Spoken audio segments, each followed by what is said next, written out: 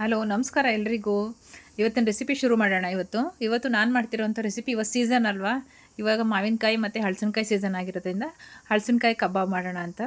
ತುಂಬಾ ಟೇಸ್ಟಿಯಾಗಿರುತ್ತೆ, same chicken ಕಬಾಬ್ ಥರನೇ ಇರುತ್ತೆ. ಶುರು ಮಾಡೋಣ. ಇವಾಗ ನಾನೀಗ ಮೊಸರು ತೊಗೊಂಡಿದ್ದೀನಿ, ಅರಿಶಿನ ಪುಡಿ, ಧನಿಯಾ ಪುಡಿ, ಶುಂಠಿ ಬೆಳ್ಳುಳ್ಳಿ ಪೇಸ್ಟು, ಕರ್ಬೇವಿನ ಸೊಪ್ಪು, ಅಕ್ಕಿ ಹಿಟ್ಟು, ಅಚ್ಕಾರದ ಪುಡಿ ಮತ್ತು ಕಡಲೆ ಹಿಟ್ಟು, ಕಾರ್ನ್ಫ್ಲೋರು ಮತ್ತು ಮೈದಾ ತೊಗೊಂಡಿದ್ದೀನಿ. ಹಾಗೆ ಕಬಾಬ್ ಮಸಾಲ ತೊಗೊಂಡಿದ್ದೀನಿ. ನೀವು ಯಾವುದಾದ್ರೂ ತೊಗೋಬೋದು. ಇವಾಗ ಕೈಗೆ ಎಣ್ಣೆ ಹಚ್ಕೊಂಡು ಫಸ್ಟು ಚಾಕುಗೂ ಸ್ವಲ್ಪ ಎಣ್ಣೆ ಹಚ್ಕೊಂಡು ಕಟ್ ಮಾಡ್ಕೊತಾ ಇದ್ದೀನಿ. ಸ್ವಲ್ಪ ಟೇಸ್ಟಿಯಾಗಿರೋದು ಏನಾದ್ರು ಮಾಡ್ಕೋಬೇಕಂದ್ರೆ ಸ್ವಲ್ಪ ಹಲಸಿನಕಾಯಿ ಕಟ್ ಮಾಡೋದು ಸ್ವಲ್ಪ ಕಷ್ಟ ಅನಿಸುತ್ತೆ, ಬಟ್ ಏನಿಲ್ಲ, ಆರಾಮಾಗಿ ಒಂದು ಚಿಕ್ಕದು ತೊಗೊಂಡ್ಬಿಟ್ರೆ ಸುಮಾರು ಜನ ತಿನ್ಬೋದು, ಮನೆ ಜನಕ್ಕೆಲ್ಲ ಆಗುತ್ತೆ. ಈ ಸೈಜಲ್ಲಿ ಒಂದು 4-5 ಜನನಾದರೂ ಕಬಾಬ್ನ ತಿನ್ಬೋದು, ಅಷ್ಟಾಗುತ್ತೆ ನೋಡಿ. ಇವಾಗ ಕಟ್ ಮಾಡಾಗಿದೆ. ಇವಾಗ ಕಟ್ ಮಾಡಾದ್ಮೇಲೆ ಸ್ವಲ್ಪ ಕಲರ್ ಚೇಂಜ್ ಆಗಿದೆ. ಇದನ್ನು ಇವಾಗ ನಮ್ಮ ಕಬಾಬು ಎಷ್ಟು ಸೈಜ್ಗೆ ಬೇಕೋ ಅಷ್ಟು ಸೈಜ್ಗೆ ಇವಾಗ ಕ್ಯೂಬ್ಸ್ಗಳ ಶೇಪಲ್ಲಿ ಕಟ್ ಮಾಡ್ಕೊಂಡು ಇಟ್ಕೊಳ್ಳೋಣ. ಇವಾಗ ಸೀಸನ್ ಆಗಿರೋದ್ರಿಂದ ಯಾವ್ಯಾವ ಸೀಸನಲ್ಲಿ ಯಾವ್ಯಾವ ತರಕಾರಿಗಳು ಸಿಗುತ್ತೆ ಅದನ್ನು ತಿನ್ನೋದು ತುಂಬ ಒಳ್ಳೆಯದು. ಸೊ ಹಾಗಾಗಿ ನಾನು ಹಲಸಿನಕಾಯಿ ಕಬಾಬ್ನ ಮಾಡಿದ್ದೀನಿ. ಒಂದ್ಸಲಿ ಹಲಸಿನಕಾಯಿ ಪಲ್ಯ ಕೂಡ ಮಾಡಿದ್ದೆ, ತುಂಬಾ ಚೆನ್ನಾಗಿತ್ತು. ನಿಮ್ಗೇನಾದರೂ ಇಂಟ್ರೆಸ್ಟ್ ಇತ್ತು ಅಂದರೆ ಚೆಕ್ ಮಾಡಿ, ಸೌತ್ ರುಚಿ ಚಾನಲಲ್ಲಿ ಸಿಗುತ್ತೆ ಆ ರೆಸಿಪಿ ಕೂಡ. ಇವಾಗ ನಾನು ಬಿಸಿನೀರು ಇಟ್ಕೊಂಡಿದ್ದೀನಿ, ಬಿಸಿನೀರು ಕಾದಿದೆ. ಇದಕ್ಕೆ ಕಟ್ ಮಾಡಿರೋಂಥ ಹಲಸಿನಕಾಯಿ ಮತ್ತು ಸ್ವಲ್ಪ ಉಪ್ಪು ಹಾಕಿ ಇದನ್ನು ಬೇಯಿಸ್ಕೋಬೇಕು. ಸ್ವಲ್ಪ ಸಾಫ್ಟ್ ಆಗಬೇಕು, ಅಲ್ಲಿವರೆಗೂ ಇದನ್ನು ಬೇಯಿಸ್ಕೋಬೇಕು. ಇವಾಗ ಅಷ್ಟೊತ್ತಿಗೆ ಮಸಾಲೆ ರೆಡಿ ಮಾಡ್ಕೊಳ್ಳೋಣ. ಇಲ್ಲಿ ನಾನು 2-3 ಟೇಬಲ್ ಸ್ಪೂನಷ್ಟು ಮೊಸರು ಹಾಕ್ಕೊಂಡಿದ್ದೀನಿ. ಅದಕ್ಕೆ ಅಕ್ಕಿ ಹಿಟ್ಟು 1-2 ಟೇಬಲ್ ಸ್ಪೂನಷ್ಟು, ಕಾರ್ನ್ಫ್ಲೋರು 2-2.5 ಟೇಬಲ್ ಸ್ಪೂನಷ್ಟು ಹಾಕ್ಕೊಂಡಿದ್ದೀನಿ, ಅರಿಶಿನ ಪುಡಿ ಮತ್ತು ಮೈದಾ, ಅಚ್ಕಾರದ ಪುಡಿ,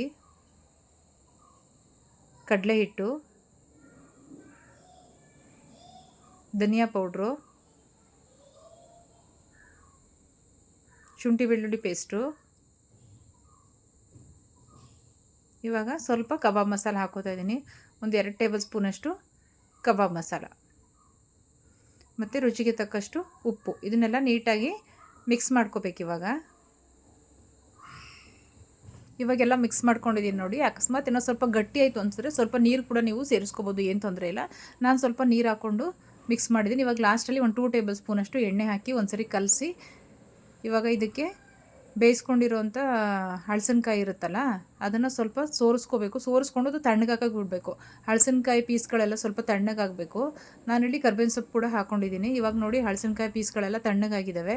ಇವಾಗ ಎಲ್ಲನೂ ಮಿಕ್ಸ್ ಮಾಡಿ ನೀಟಾಗಿ ಒಂದು ಅರ್ಧ ಗಂಟೆ ಇದನ್ನು ಬಿಡಬೇಕು. ಈಗ ಅರ್ಧ ಗಂಟೆ ಬಿಟ್ಟಾಗಿದೆ ನೋಡಿ. ಅರ್ಧ ಗಂಟೆ ಮಸಾಲೆ ಎಲ್ಲ ಮಿಕ್ಸ್ ಮಾಡಿ ಇಟ್ಟಿದ್ದೆ. ಇವಾಗ ಎಣ್ಣೆ ಕಾದಿದೆ, ಇವಾಗ ಹಾಕೋತಾ ಇದ್ದೀನಿ. ಮೀಡಿಯಮ್ ಫ್ಲೇಮಲ್ಲಿ ಇಟ್ಕೊಂಡು ಇದನ್ನು ಫ್ರೈ ಮಾಡ್ಕೋಬೇಕು. ತುಂಬ ಉರಿ ಜಾಸ್ತಿ ಆದರೆ ಏನಾಗುತ್ತೆ ಅಂದರೆ ಮೇಲ್ಗಡೆ ಕೋಟಿಂಗ್ ಮಾತ್ರ ಮಸಾಲೆ ಇರುತ್ತಲ್ಲ ಅದೆಲ್ಲ ಸೀದೋಗಿ ಕಪ್ಪಾಗುತ್ತೆ, ಒಳಗಡೆ ಹಲಸಿನಕಾಯಿ ನೀಟಾಗಿ ಬೆಂದಿರಲ್ಲ, ಹಂಗಾಗುತ್ತೆ. ಹಾಗಾಗಿ ನೀವು ಒಂದ್ಸಲ ಎಣ್ಣೆ ಬಿಸಿ ಆದಮೇಲೆ ಸ್ವಲ್ಪ ಉರಿ ಆದಷ್ಟು ಕಮ್ಮಿ ಇಟ್ಕೊಂಡೇ ಇದನ್ನು ಫ್ರೈ ಮಾಡ್ಕೋಬೇಕು.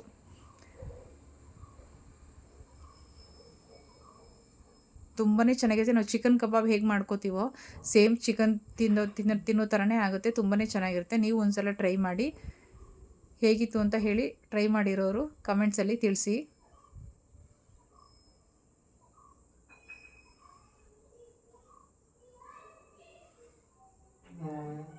Thanks for watching.